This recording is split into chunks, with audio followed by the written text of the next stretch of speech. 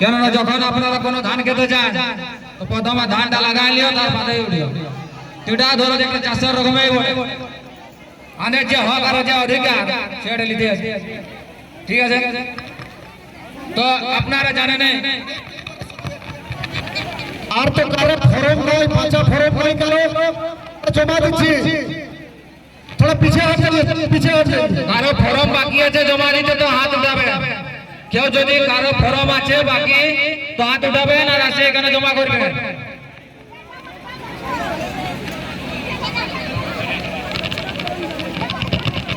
কি সবার কাছে নিবেদন, ময়দানটার সবাই বসে, পদাধিকারী রাষ্ট্রের সঙ্গে বার্তা হবে, ময়দানটাকে চলুন। ময়দান আজকে যে আপনারা এসেছেন মুদ্দা বহুত বড় মুদ্দা, এটা 42 সালের যে আপনারা ভোট পাইছে।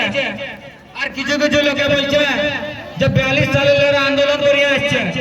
তো এই যে এর আগের আন্দোলনগুলো হয়েছিল সেগুলা হয়েছিল কি আমরা নেতার পিছনে আসতেছি, আমরা কি হতে ছিল বলে আমরা নেতার পিছনে আসতেছি। আর এখন কি হচ্ছে, এই যে বিস্তাপিত অধিকার মঞ্চ, এটা সবাই 116 গায়ের নেতা আছে।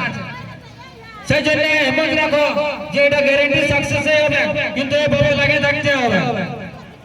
আর যে কিছু কিছু বলছে যে আগে টাকা নিয়েছে ওইখানের হিসাবে টাকা নিয়েছে, মানছি ঠিক আছে আমরা টাকা যে নিয়েছি, কিন্তু সেই সময় কি বলা ছিল যে পুনর্বাস স্থলে হর একটা ফ্যাসিলিটি দিব, বলা ছিল কি না? বলা ছিল না যে পুনর্বাসে হর একটা ফ্যাসিলিটি দিব, কিন্তু কোন যখন তোমরা পয়সা দিল কোন একটা ফ্যাসিলিটি ওখানে অ্যাভেলেবল ছিল?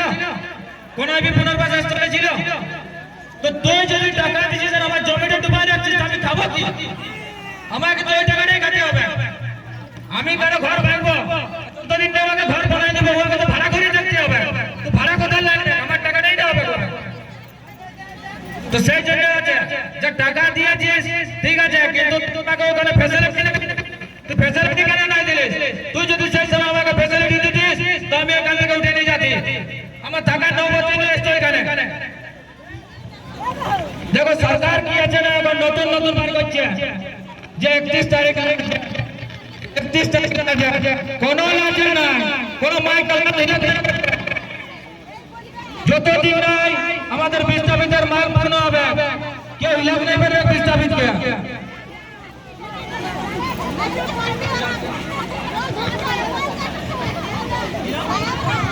এরপরে